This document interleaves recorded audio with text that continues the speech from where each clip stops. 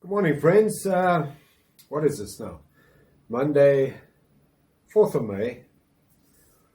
This is my domestic worker makes me this wonderful healthy juice in a juicer. It's made mainly from vegetables and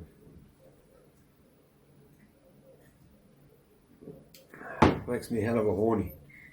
What I want to first thing I want to talk to you about today is it's a very sad situation. You know, I come out of the record industry, and we had a certain model way back in the day for selling music, but that's all gone.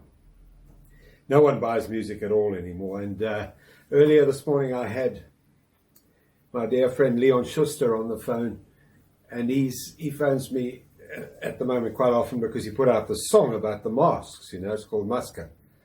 And he phones, he says, "Donnie,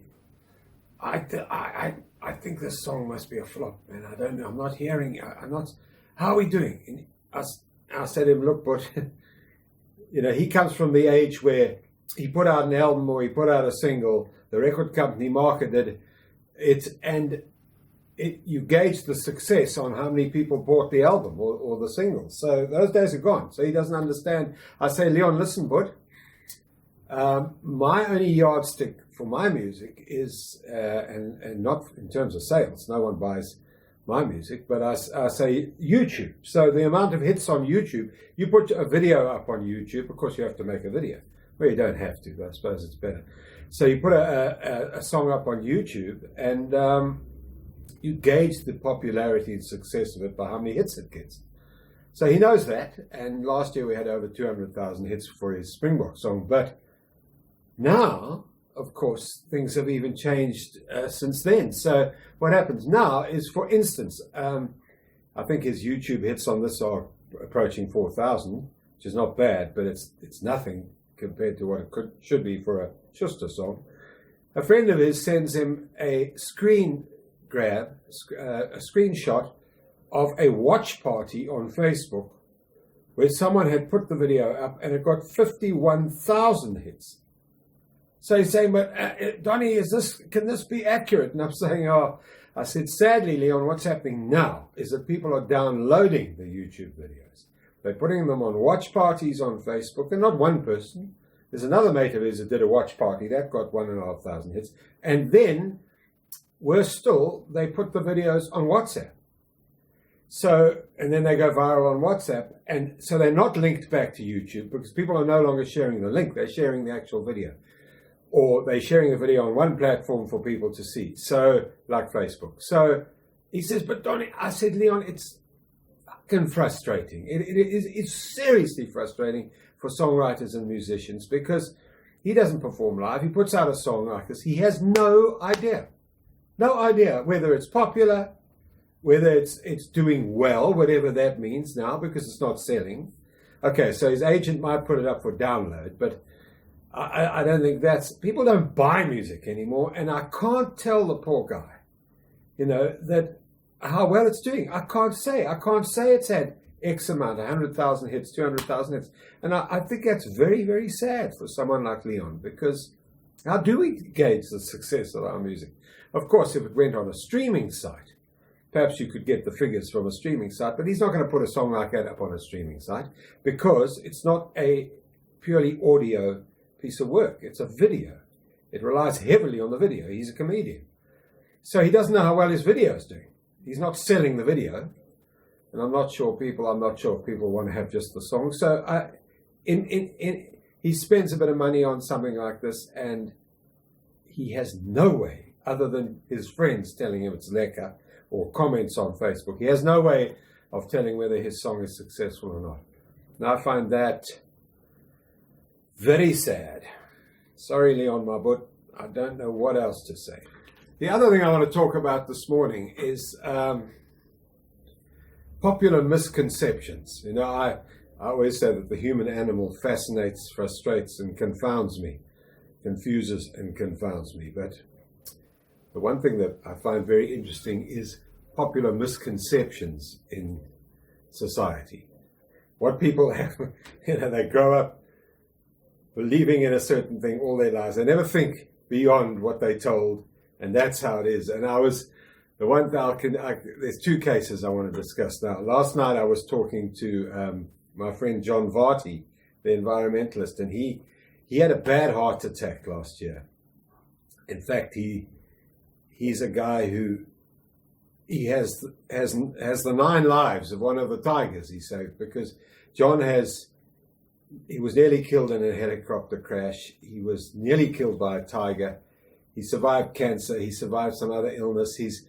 Last year he had a serious heart attack and had a triple bypass. And then recently, just last week, I don't know what happened, but he had to go in for another emergency unblocking of an artery, you see. And he said he made the decision to do it in Johannesburg, which he says actually saved his life, because the surgeon there was capable of doing it. They had the equipment there that was capable of creating another bypass to a new blockage that had developed that they couldn't unblock. Anyway, I don't know the medical details, but I was just laughing with him and saying to him, you know, John, the funny thing about heart attacks, it's like heart attacks. People will coin a phrase, people will latch onto a phrase, get a handle. No, he had a heart attack. No, shit, the poor oak had a heart attack. And I was saying to John, you know, it's funny that it's seldom the heart that's at fault, the actual pump. It's like, it's always the result of a supply chain. The heart doesn't get enough blood because the plumbing gets blocked. The heart doesn't get the right electrical current, so it beats erratically and you have a heart attack. But the poor heart gets blamed for all that. You know, the fact that its blood supply gets blocked and the electricals go haywire, and the heart attacked him. He had a heart attack. And the pump itself seldom actually causes the problem. It's like a motor car engine. If you don't give it enough petrol, it'll stop. If the spark plugs don't get an electrical current, the engine will stop, but you can't blame the engine. Anyway, so it's funny, it's that popular misconception. Oh, he had a heart attack, but his heart's fine, actually. It's just everything around it. Anyway, that's the one thing. The other thing I always laugh at is that people say to me, geez, Don, careful, but they'll sue you. Or if you do that, or you say that, or you don't, they'll sue you. I always say, well, and people love to say that. They'll sue you. Lawsuit, you know. And I always point out to people, like, when people say they're going to sue me, well, I say they're going to sue me for what? Do you know what it costs to initiate a lawsuit against somebody? Okay? They're going to sue me because what? I said something wrong, or I owe them money, or what are they going to sue me for? Because if you sue somebody, even if you've got cause to, and I might, of course, you know, the way I carry on, I probably deserve to be sued. But if you're going to sue somebody, you sue them. Okay, someone could sue me for a retraction. That's an apology. Fine, I could do that. But if they're going to sue you, they're going to sue you for compensation, financial compensation, for money. So no one's ever going to sue me because I don't have any money. I have no assets and I have no money. You can ask my bank manager. My bank account is gluten-free, lactose-free, fat-free, and cash-free. In fact, I don't think I have a bank manager because there's absolutely nothing to manage. But the point is, oh, careful, Don, they're going to sue you. Sue me for what? They're going to go to a high-powered lawyer, spend 100,000 rand suing me for what? So, you know, the people are like, they're going to sue you. It's absolute nonsense. The other thing is debt. You know, look, sure, debt. If I owe a person, an individual money, it's an important thing. One must repay debt. But if you run a business legitimately, honestly, and you perhaps run into trouble, your business fails, and you can no longer pay a supplier, well, you know, that's not a criminal offense. You're not going to go to jail for debt. It's not a criminal offense. So to say to a massive supplier, listen, guys, I can't pay you. Maybe I can pay you off. Go into liquidation and pay you off so much in a rand. It's fair enough. That's fair game. That's one of the hazards of business. You know, there's no morality in that. There's morality in owing an individual money. But if you run a business honestly and then get into trouble and can't pay Woolworths, for instance, or you know what?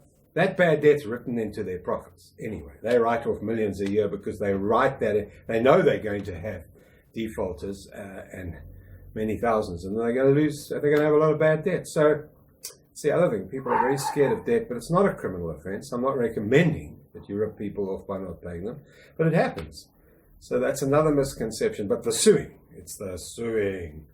Don, they're going to sue you. What? I'm in trouble. From the Crutch Mullet. Cheers for now. We'll talk again. Bye-bye.